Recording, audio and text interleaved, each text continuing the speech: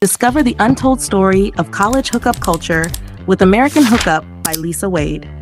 This insightful and engaging audiobook explores the complexities of modern relationships on campus. In contrast, Harvard's final clubs have mostly resisted pressure to integrate and cause the same problems as the most notorious of fraternities. A report released by the college in 2016 characterized the dynamics of the clubs as men in positions of power engaging with women on unequal and too often on very sexual terms. Almost half of the women surveyed who had participated in final club activities had been sexually assaulted by their senior year.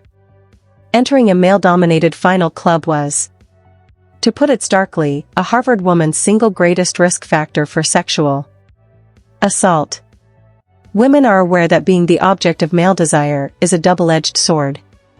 We simultaneously are grossed out by men's objectification of women, wrote one, but also crave it. Another was both relieved and sad, writing, "Guys don't look at me like they look at other girls." Alondra noted that her desire for male approval left her feeling the need to go out night after night. When she did, she admitted that she tried to show more skin than her friends to guarantee that she wouldn't be the one girl dancing alone. The loser ranked last, a number 5. It's a constant search for a validation, said a student at Boston University, that never really comes. The pleasure of being desired is a double-edged sword, too, because the psychological reward likely inhibits women's physical pleasure. Students can come to self-objectify, think of themselves from another's perspective, as objects of someone else's gaze. When a person becomes preoccupied with how people outside of their body experience it and forget to just be in it, they are self-objectifying. Cynthia would certainly recognize the phenomenon. Women look at themselves through the eyes of men, she wrote one day, reflecting on her hookup with Dustin. This is exactly what I am doing. I still remember the day I learned to do it. It was 6th grade, I was wearing shorts, and I had just slid into one of those school chairs with the built-in desk. Someone I had a crush on was sitting a couple rows to my right and just a little bit behind. I looked down at my legs, suddenly self-conscious, and I made them look skinny to myself by pressing my toes into the ground and raising my knees. As my legs rose a bit off the chair, the flesh of my thighs was pulled by gravity, and it filled in the space underneath them. It was as if I was looking at the spine of a book. But if you look at the book face on, it takes on another shape entirely. If I mushed my legs flat against the seat, the flesh spread out right and left, so that, from my point of view, my thighs looked fat. I suddenly realized that, if I wanted my legs to look skinny to a person 2 rows to my right, they needed to look fat to me. That double awareness, the awareness, first, of my own body as an object to be looked at, and, second, that I could take the perspective of someone else and manipulate my body to try to please another's gaze, is self-objectification. In sexual encounters, women who self-objectify learn to focus on how they look instead of how they feel. They engage in a practice called spectatoring, in which a woman takes on the perspective of her partner. A woman who is overly concerned with how she looks might try to stay in sexual positions that she thinks are flattering, arrange her body and limbs to make herself look thinner or curvier, try to keep her face looking pretty, and ensure she doesn't make any embarrassing noises. She may even avoid orgasm, because climaxing means losing control of these things. One student recognized this behavior in herself, describing it this way: "Because I'm so self-conscious, I always think about the way I look during sex. This stops me from doing a number of things during sexual encounters. For example, I hate having sex with the lights on because I'm embarrassed about my naked body. I don't like to be in sexual positions where my stomach is squished or my butt is exposed because I'm self-conscious of those body parts, and I used to never allow my male partners to perform oral Sex on me, because I was self-conscious about the way my vagina looked or smelled. I would constantly be trying to see myself how my partner was seeing me. For women who do this, sexual encounters can become, in one student's words, out-of-body experiences, and that inhibits their physical pleasure.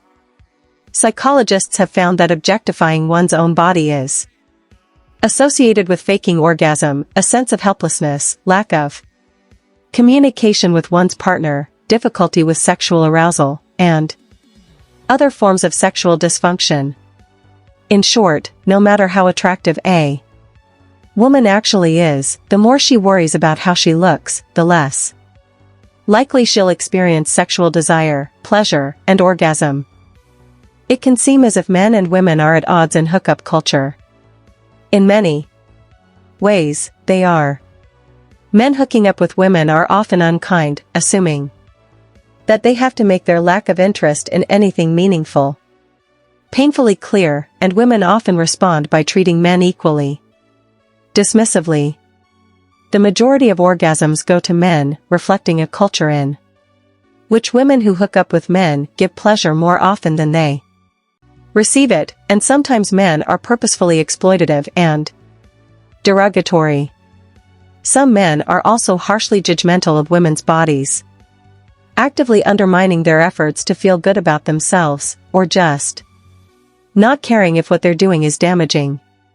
Some use that insecurity to manipulate women into doing things they're not sure they want to do. And, as the next chapter will show most horrifically, hookup culture enables sexual violence, and overwhelmingly, it is men who victimize women. If you pull back far enough, though, if you look not at the interactions between men and women but at hookup culture's incentives and punishments, then its treatment of men and women looks very much the same. Men and women are in conflict, ironically, because hookup culture bears down on all students equally with the same perverted imperatives. It's helpful to look back at the story of Corey and Simon. Simon was the guy who got razzied by his buddies for hooking up with women they decided didn't count.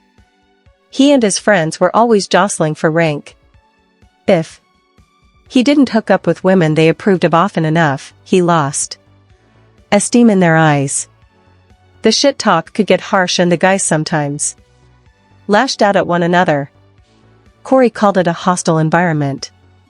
He wasn't a social climber, but he feared being ranked last. He didn't want to be a number 5 either. Trying to ensure that they have at least some social capital on campus. Many men learn to manage the contradictory rules of hookup culture, that is, hook up constantly, but do so only with beautiful, elusive women, by treating women their friends think are worthless badly, which includes the withholding of orgasm. In this way, some men's sexual choices are in part a performance for other men, a way to earn their approval and be judged positively. Treating their hookup partners nicely isn't a strategically viable option because neither they nor their buddies care, theoretically anyway, about women's opinions. Women who are interested in men are similarly placed into competition with one another. The cost of losing is high and the rewards of winning are real. Sometimes they're willing to take down the women around them to ensure that they come out on top. Sometimes they're just fighting to avoid the existential fear that they are nothing. Sometimes they're just trying to have the college experience they've been promised. Hookup culture puts men and women who are hooking up with each other at odds, that's for sure, but it also forces them into competition with other members of the same sex. Men and women alike look to men for approval and devalue the opinions of women. So, men always get to decide who comes out on top. In this battle, both men and women can get mean. And the reason that women have fewer orgasms in hookups is because both men and women are performing sexually, in part, for a male audience. All of this jostling for position is anxiety-producing, uncomfortable, and sometimes painful. It certainly doesn't often make for good sex. But bad sex, as unpleasant as it sounds, is by no means the worst thing that can happen to a person in hookup culture. Flirting with danger. He was one of Natalie's best friends, and, years later, they would still be close. I care for him in a strangely maternal way, she wrote in her first year, trying to describe their relationship, because he's really immature, but really honest and a genuinely good soul.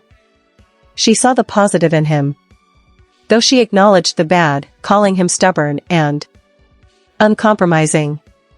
As an example, she talked about how he once forbade her to go to a regular grocery store because there was too much packaging, making her go to 2 stores instead of 1 to get everything she wanted. He just found it difficult to understand other people's points of view, she wrote. She liked him anyway. One night they found themselves in bed together. He lived just a few doors down, so it wasn't unusual for him to pop in for a platonic snuggle.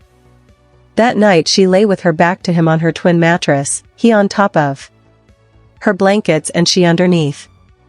He was propped up on his elbow behind her, reading a copy of Portnoy's complaint that he rested on her shoulder, when suddenly his body became tense and she felt him press against her.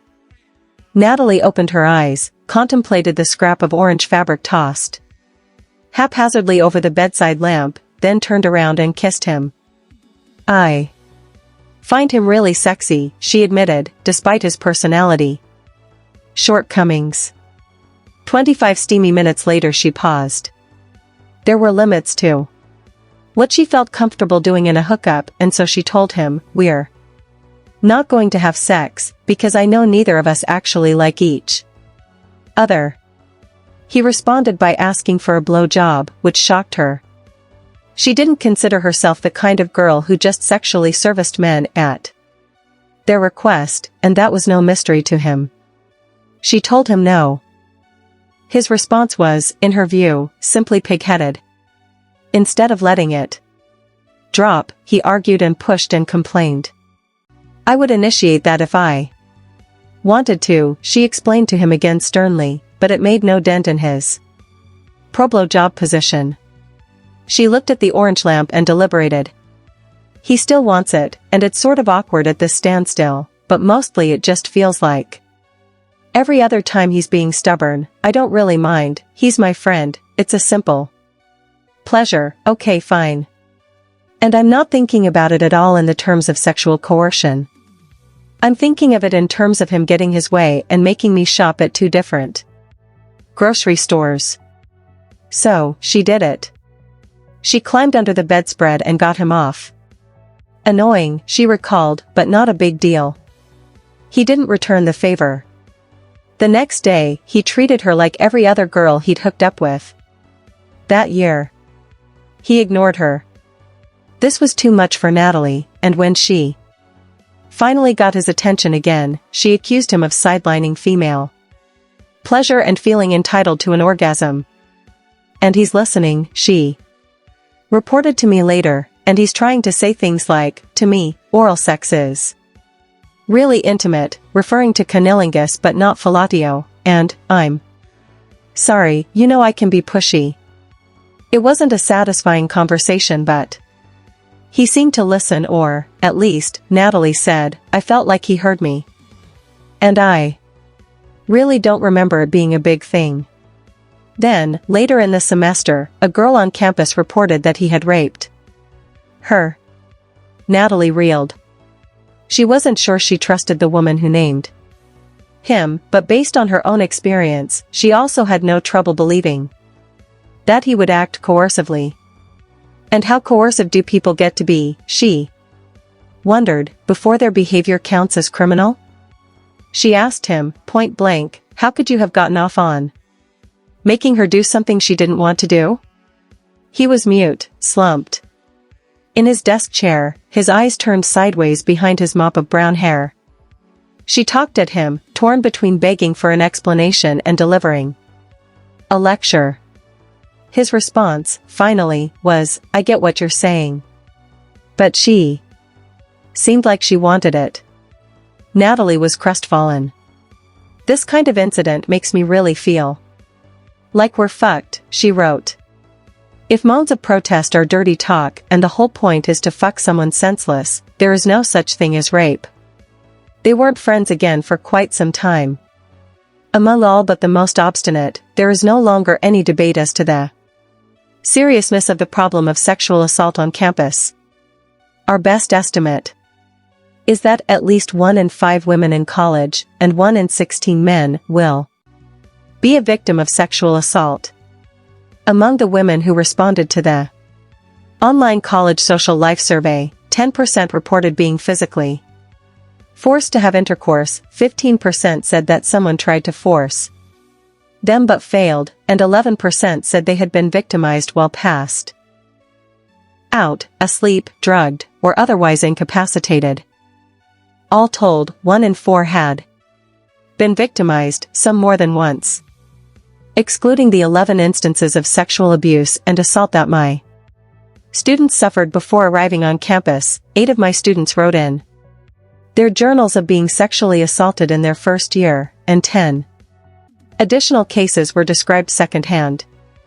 Of those 18 cases, 16 were victimizations of women by men and 2 of men by women. There were certainly more.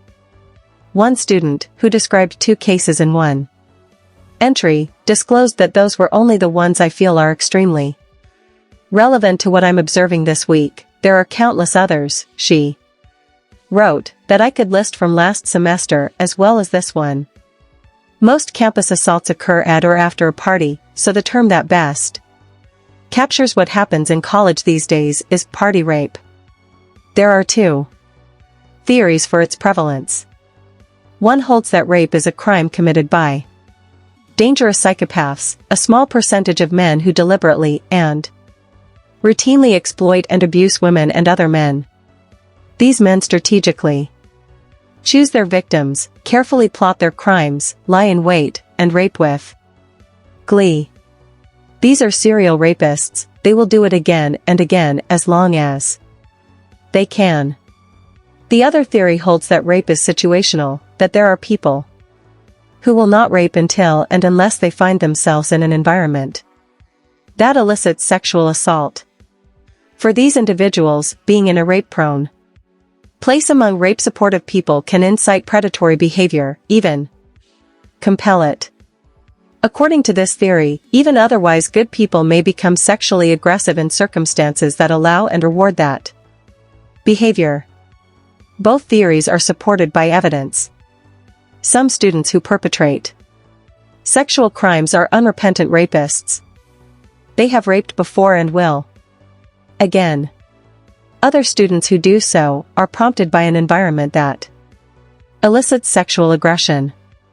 Hookup culture is implicated, in the first case, as camouflage and in the second as a catalyst, because it's a rape culture. A set of ideas and practices that naturalize, justify, and glorify sexual pressure, coercion, and violence. The feminist legal scholar Catherine McKinnon once argued that rape was not prohibited, but regulated. She was writing in 1989, for years before it became illegal to rape one's spouse in all 50 states.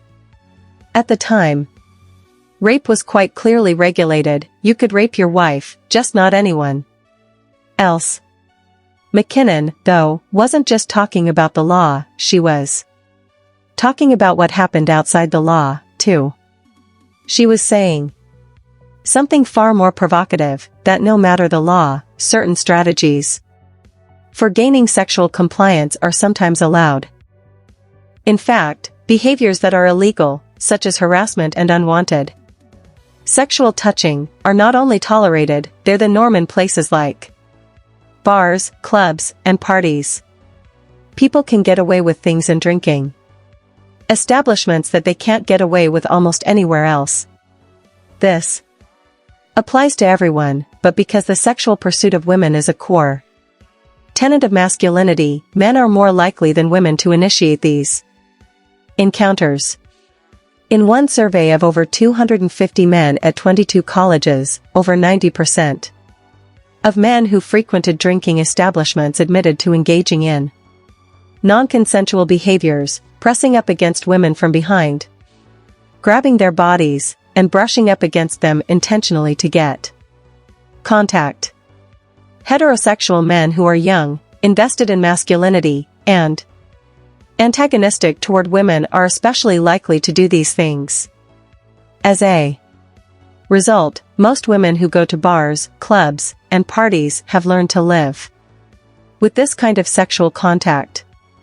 Generally, they rationalize away men's bad behavior as typical drunk guy behavior, the college version of boys will be boys. Regulation, not prohibition. It's important to acknowledge that this is what many people want, a regulated environment in which to enjoy the rush of touching and being touched. Most college parties are exactly this kind of setting, and students attend with full knowledge that this is the case. One woman, referring to the likelihood that hands find their way up your shirt or down your pants, asked, "Does going to a dance mean that you're consenting to touching as well?" Honestly, I think yes, or at least it gives an invitation until you decline or reject such behaviors. It's just so widely understood that that's what's going to be happening at a dance that most people already know that going in. Another student confirmed, the scene at dances is one of presumed consent. Men have implicit permission to touch and women have the right to accept or end men's advances. This dynamic has been widely criticized, and for good reason, but it is also a well-understood cultural routine that facilitates wanted sexual contact in a way that can be safe. In theory, students escalate sexual contact along an agreed-upon trajectory and at a reasonable pace. Insofar as women can slow down or stop the interaction before it has gone very far past their comfort level, it's functional and non-victimizing. It's a pragmatic, if gendered, way to negotiate boundaries, short of asking questions like, "And may I now move my hand an inch to the right? No? How about now?" In reality, there are those who operate within this system responsibly, and those who do not. Students encounter peers who are cautious, even overly so, ones who violently push past their boundaries, and everything in between, awkward incompetence, drunken belligerence, and straight-up manipulation. As a result, even women who attend parties specifically for the prospect of being touched report very mixed experiences. Most have one or two stories about a time when someone quite obviously crossed the line. Of all the parties described in my students' journals, a dance called Traffic Jam best encapsulated the appeal of these settings, how they elicit sexually aggressive behavior, and the danger they pose.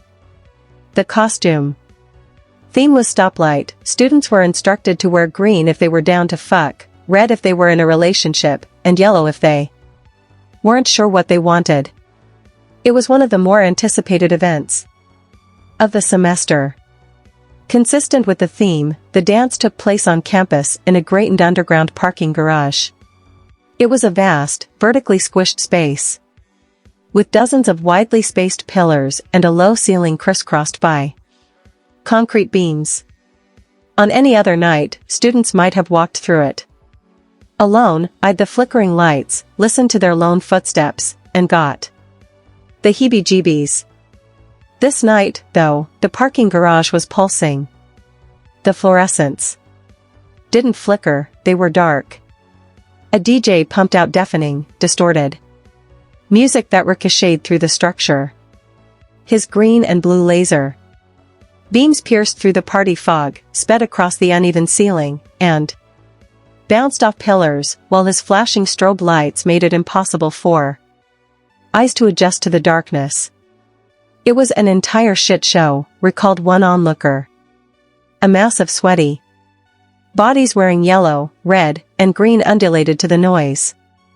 Some Students wore green on top to indicate go, red underneath to indicate stop. Sometimes yellow undies peeked out cheekily from beneath red shorts. Couples were everywhere heavily making out and grinding. Wrote a student who wore red, up against walls, butts out, and possibly fingers and vaginas. Outside of the dense nucleus of sexual activity were women winding their bodies invitingly and couples flirting with a hookup. A smattering of men lurked at the rim. They looked like lions circling a herd of antelope, wrote Jonah. He was standing with his back to one of the pillars that held up the ceiling.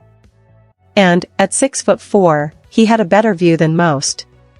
He was gay and a few of his female friends had asked him to make sure no creepers made unwanted advances. It was so dark, though, the music was so loud, and people were so drunk. Women were kissing just whoever came at them. He noticed. Between the deep black corners, the flashing lights, and the thick concrete, Jonah couldn't keep track of everyone. It was heinous, he reflected later, literally a nightmare from any kind of sexual assault viewpoint.